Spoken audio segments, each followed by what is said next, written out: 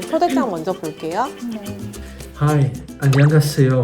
My name's Akiva Tor. I'm the Israel ambassador to the Republic of Korea. I would love to talk to you about something extremely exciting, the economic relationship between the Republic of Korea and Israel, and the free trade agreement that we will be signing shortly at the level of ministers. I'd like to invite you to the residence of the ambassador to talk about this and also to show you some of the beautiful pieces of art that we have here. 이스라엘 하면은 되게 먼 나라잖아요, 이게. 그렇죠, 지리적으로. 근데 FTA가 곧 서명한다고 하시니까 발효도 곧 될 것 같고. 근데 이게 그럼 몇 번째로 하는 FTA예요? 한국에 있어서는 이스라엘이 첫 중동 FTA 교역국이 이스라엘이고 중동 국가 중에서는 한국이 네. FTA를 체결하는 첫 국가. 네네. 그리고 이스라엘에 있어서는 한국이 아시아 첫 FTA 체결국이라고 나와요.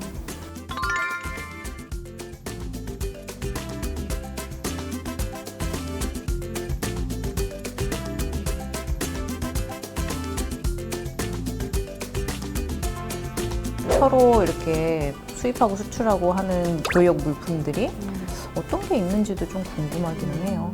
근데 사실 일반 소비자 입장에서는 그러니까 뭔가 쉽게 우리가 접할 수 있는 이스라엘산 물건은 없는 것 같아요. 안 떠올라요, 저는. 이스라엘이 좀 IT 쪽으로 많이 발전한 나라라고 알고 있어요. 우리나라도 그쪽으로 많이 발전을 해왔는데 양국이 뭐 이런 분야에서 시너지를 내지 않을까 하는 생각도 좀 들고. 그러니까 뭔가 그런 기술 면에서도 서로 그 교류가 있는 것도 FTA에 협상 어쨌든 목록 중에 있잖아요. 근데 한국도 되게 IT 강국으로 많이 알려져 있잖아요. 각각 어떤 분야에서 강점을 갖고 있는지도 궁금하네요. 그걸 한번 여쭤볼까요? 이스라엘의 리블린 대통령이 2019년에 한국을 찾으셨다고 해요. 근데 이때 문 대통령이 이스라엘이 그 세계 1위 IT 창업 국가라는 점을 언급하셨다고 하더라고요. 근데 이스라엘에서 이렇게 스타트업이 많이 생길 수 있는 이유가 따로 있는지 그걸 한번 궁금하네요. 여쭤볼까요?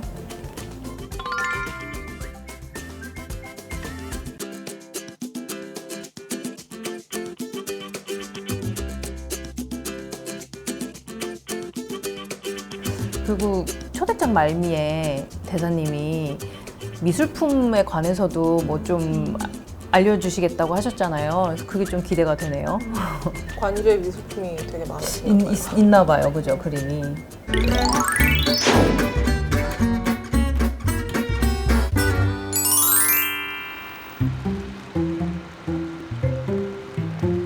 And today we are in Itaewon again.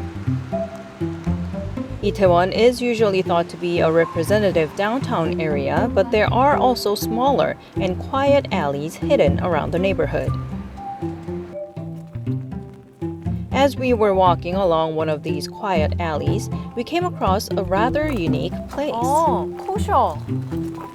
이 이스라엘 유대교의 토라에 쓰여진 정결한 음식, 식재료를 보통 코셔라고 하나 봐요. And we decided to make a short stop. 안녕하세요. 저희 커피 한 잔 마셔도 될까요?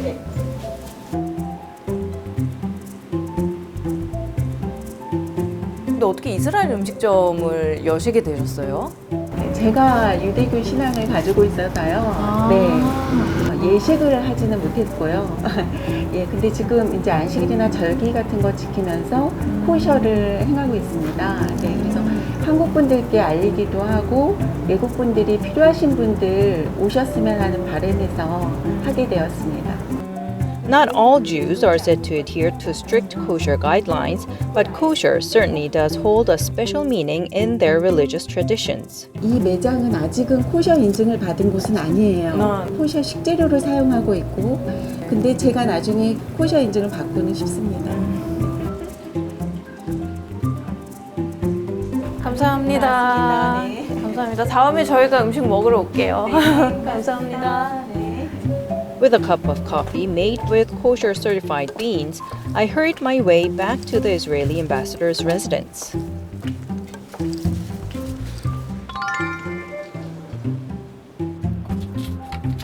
And we finally arrived at our destination.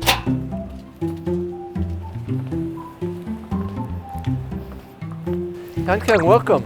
Hello, Ambassador. Very nice to meet you. Very, very nice to meet you and to invite you into the residence of the Israel Embassy Thank you for in the inviting Republic us. of Korea. Shall we go in? Yes, Okay, thank you. great. It's a So really the- gorgeous house. Thank you very much. His Excellency welcomed us with a big and warm smile. As he mentioned in the invitation, there were quite a number of beautiful paintings with different types of artistic styles. Wow, you have a lot of paintings in the residence. The residence has a lot of Israeli art, and I'd love to show some of it to you if you'd like to. Oh yeah, sure. Please do. So here we actually have a piece of art which is kind of uniquely Israeli. Because as you can see, it's very modern. It's probably a street in Jerusalem, maybe Jaffa Street, but the figure is actually biblical. The name of the lithograph is called Absalom, who was the son of King David. It's hard to know if this is Absalom himself or King David who's in mourning because Absalom was killed. It's a whole story. You have to read the Bible for that. Oh, okay, that's very interesting. And the color is also very beautiful as well. This belongs to me. It was when I was appointed as ambassador, my daughter Zohar painted this. Oh, And wow. it's sort of like an abstraction of the yin-yang of the Korean flag and the Star of okay. David. She It's is really- very talented and creative. Thanks. Anyway, this is what my job is supposed to be. I have to find the way to connect Israel and Korea. And there was another interesting item in the corner of the living room. This is my Talmud. Oh, Yeah, because I heard about Talmud in Korea. Would you like to see? yes, please. Okay. So let's start with volume 1. Volume 1 is called Blessings. And it's basically about Regardless every of one's blessing that a religion, person wants tales to from make. the Talmud are Something translated and read by many Koreans as fables. This is the primary text. It goes from right to left, the way Hebrew goes. And these are the commentators. I mean, as a Korean kid, I grew up reading Talmud, but also, of course, in Korean. Okay. Yeah, so this is very fascinating and interesting because I've never seen a real Talmud in person. The ambassador's kind and detailed explanations about the paintings and Talmud made me feel like an inch closer to the country and culture of Israel, and I began to look forward to our conversation today. So thank you very much, Ambassador, and congratulations on your new post here as the ambassador to South Korea. Thanks. It's really very exciting to be here. So it's been about only 3 months, I believe, since you came to Korea. How has it been so far? 9 weeks, actually. 9 weeks. Well, the first 2 weeks I was in quarantine, and I spent it really learning. And right now I'm in the period which is called the first 100 days. In the first 100 days, an ambassador should be working very hard to meet as many people as they're supposed to meet.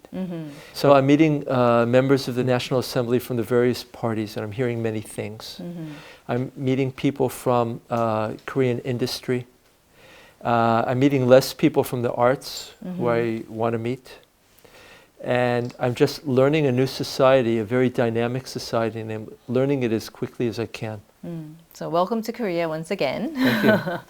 And this year it's a very crucial year for Israel and Korea in terms of diplomatic relations, especially in the economic sector, I believe, because the two countries are about to see the free trade agreements go into effect. That's correct? right. Well, the free trade agreement still needs to be signed. We finished the negotiations on it about a year and a half ago. And then it went through a whole process, something called legal scrubbing, and there's all kinds of internal procedures that the governments have. And now we've reached the mature phase where we're about to sign it at the level of ministers.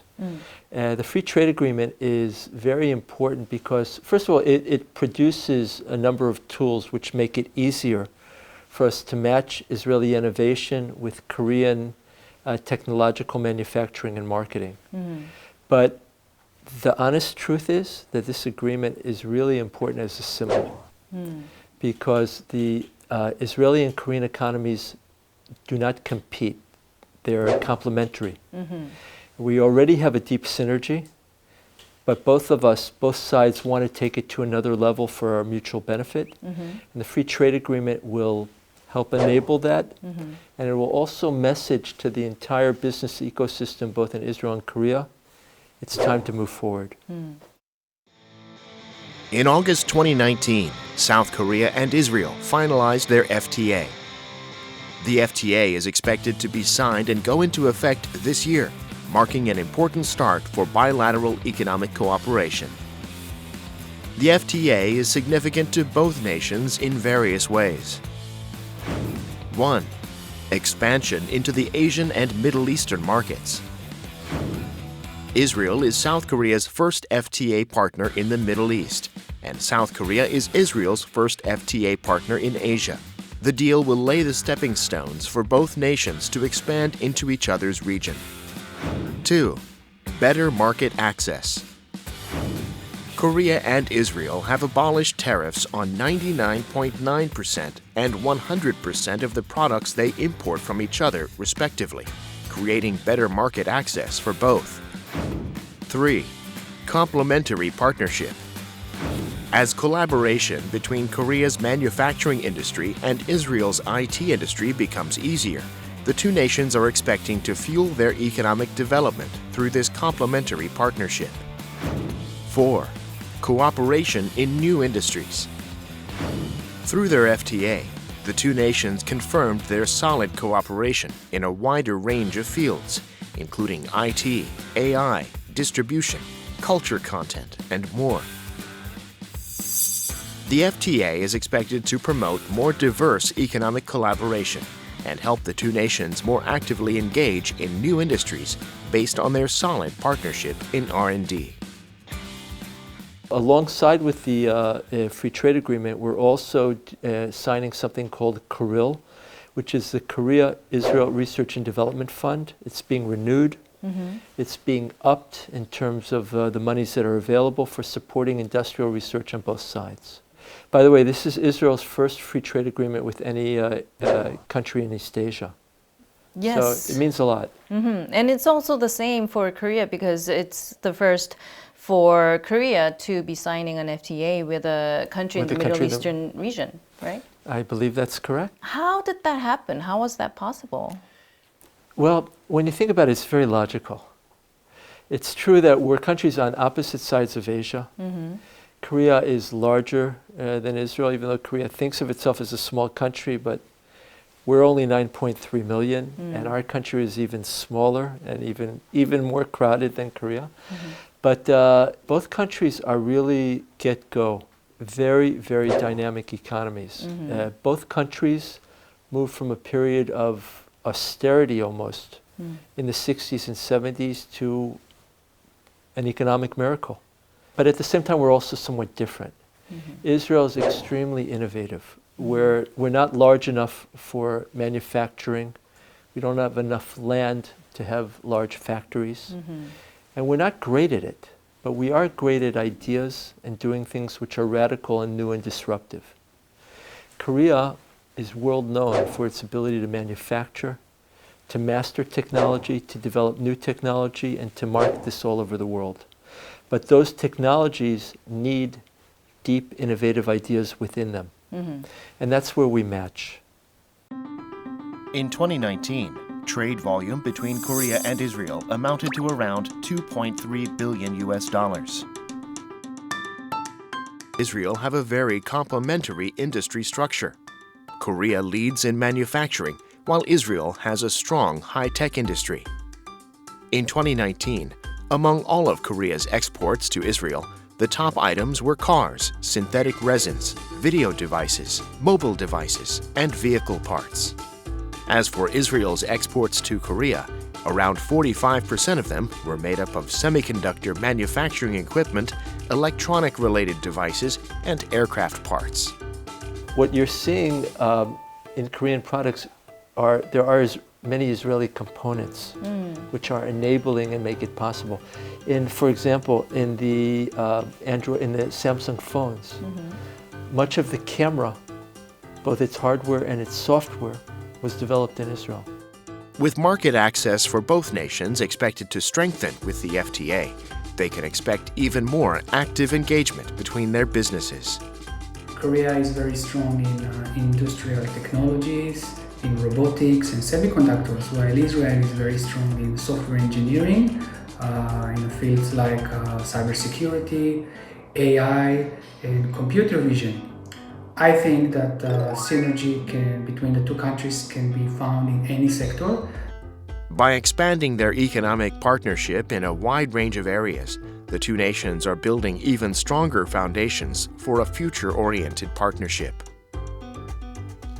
Both nations are very developed in the science and information technology sector, so will we be seeing a lot more collaboration in that field? There's a lot already, but there needs to be more. For example, all of the chaebols in Korea they're all present in Israel to a certain extent. And they're doing a lot of scouting and looking for technologies. But in my view, not sufficient. Companies like Microsoft or Facebook or Google, very, very well-known high-tech companies, they have major, large research and development centers in Israel, and they're making acquisitions at a quicker rate than their Korean counterparts. Okay. And the fact that both governments are so interested in moving this free trade agreement forward means that both governments want to indicate that this isn't as it should be, and we can do more. Okay. So what do you hope to get out of the deal, economically speaking, after the FTA takes effect? The FTA will have a strong psychological effect on the business sector, and in addition to the concrete things it does to make mutual investments and mutual visits and working together easier. And our estimation is that it will increase trade between Israel and Korea by a factor of hundreds of millions of dollars. Maybe not in the first year, but within the first 2 or 3 years. So we'll see a jump in trade. But that's a prediction. Right. So in July 2019, Israel's President Rivlin visited Korea, and that must have been a significant moment for both nations. Any visit by a head of state is important. The question is what you do with it. It's not a magic wand. But a visit by a head of state is a symbol and a statement by the government that this is a relationship that we want to invest in. My job now is to work to host a Korean president in Israel. Okay. That hasn't happened yet. Not yet. I hope that it'll happen soon. In July 2019, South Korea was visited by Israeli President Reuven Rivlin. His visit was near to the signing date of the FTA, so his meeting with President Moon included important discussions about their economic partnership. In hopes that the FTA goes smoothly, they agreed to look for more practical strategies for cooperation in preparation for the Fourth Industrial Revolution. The two leaders agreed to collaborate in cutting-edge industries, especially in the hydrogen economy, AI, self-driving cars, and 5G information technology. To do this, they signed an MOU on the hydrogen economy that included details on setting up hydrogen energy-related technology, regulations, and infrastructure. In the meeting, they also agreed to launch the Lighthouse Program, a program for technological collaboration for a strategic approach to industries. The Lighthouse Program is an R&D initiative combining Israel's core technology and Korea's production systems, aiming to propel both countries' robot technology. Since the leaders' meeting, the two nations have been continuing to solidify their ties to promote exchanges in the IT industry, and their partnership is now more active than ever before. And I believe they also talked about ways to boost startups. I think everything that we're trying to do is we're trying to. I mean, I'm looking from the Israeli side. There's a lot of innovative Korean technology here, but what I'm trying to do mostly is to help Israeli startups, which aren't always. They don't always have a whole infrastructure of support. My job is to help them come to Korea, show what they're doing, and help them present themselves properly. Because oftentimes the ideas are excellent, but you know, Israel's a small country. Our national culture is chutzpah, which means, it's a Hebrew word for irreverence or, well, it's not really rudeness, but it's being out there in a way that your hosts don't always understand. Okay. So it's the job of the Israeli mission to help our Israelis who are brilliant with wonderful ideas with chutzpah to find investors and to find proper partners here in Korea. So your government put a lot of emphasis on fostering startups, and you provided a lot of support to startups. How did that begin? When the whole high technology began, there was an understanding that this could be incredible for Israel. Just like I think Korea understood it as well. We're both countries without natural resources. We're both countries with we have to figure out how to make things happen. We have to get up and do it, and that's something that you can do with high tech. And now Israel, like Korea, actually as countries, we're the largest investors in our R&D in our own countries.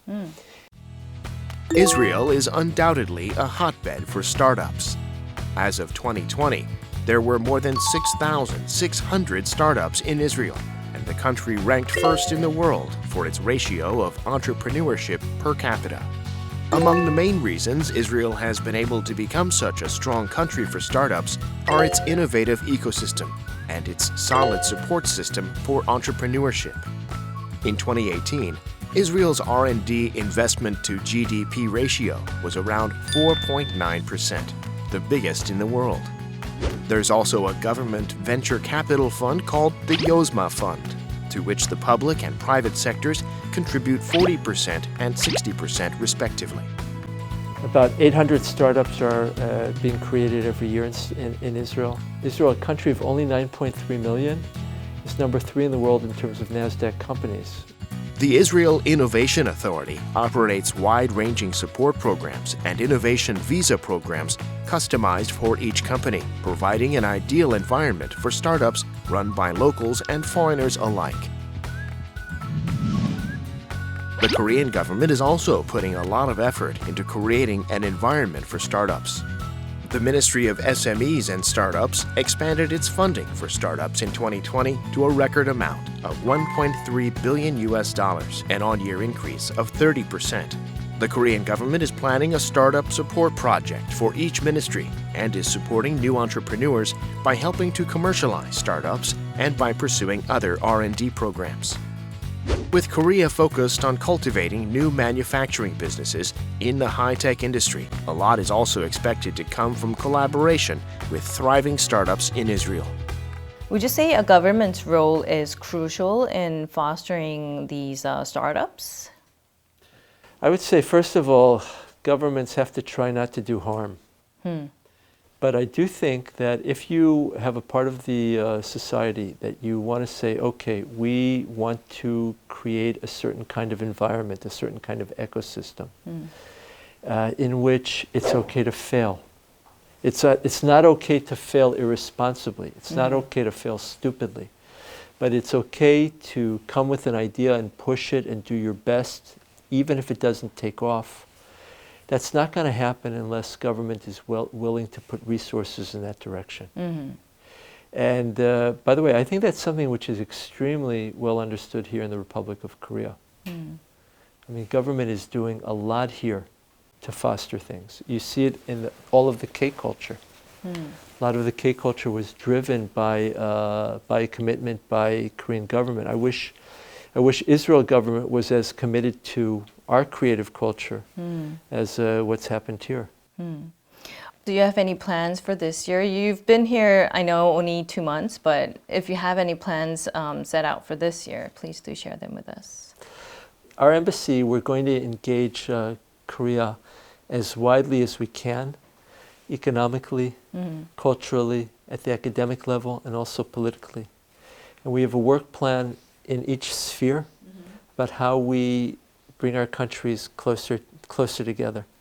On Sunday, I was in Bukchon village And it's reminding me of some of the historic neighborhoods in Tel Aviv, the old neighborhoods of Tel Aviv. And I'm just thinking, boy, how do we get more tourists going in both directions? And what does this mean in terms of our cultures, which are hyper-modern, but also very much connected to something authentic and even a little bit antique, things that we share. So I want us to meet in a lot of ways. There's some things I know how to do, some things I know how to do less, or I don't yet know how to do. For example, how to get a K-drama to film in Israel. Ah. Or how do I bring the Israeli winner of Eurovision, Netta Barzilai, to appear with BTS? How do I do that? Right now it's very important to have ideas, and it's important to have tolerance for the lack of success. I mean, you know, you certainly do look like you have a lot of ideas going on, so I do hope that you will be able to follow through on all your ideas and goals this year. At least many of them. Yeah. Thank you very much, Ambassador, for Thank you making so the time much. to Thank talk you, to us today. Arirang. It was really nice to have you here. 감사합니다. 감사합니다. Oh, you did? So this is in Korean. I want to tell you that as a diplomat, I really appreciate Arirang TV and the way that you are helping non-Koreans learn something about the Korean culture, learn something qualitative. All the best. 감사합니다.